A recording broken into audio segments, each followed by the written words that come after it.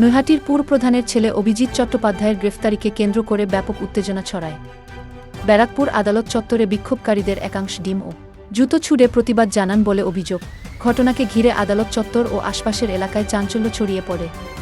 পরিস্থিতি নিয়ন্ত্রণে রাখতে মোতায়েন করা হয় পুলিশ বাহিনী। ঘটনাকে কেন্দ্র করে রাজনৈতিক মহলেও শুরু হয়েছে জোর আলোচনা। বাংলা সংকেত হলদিয়া।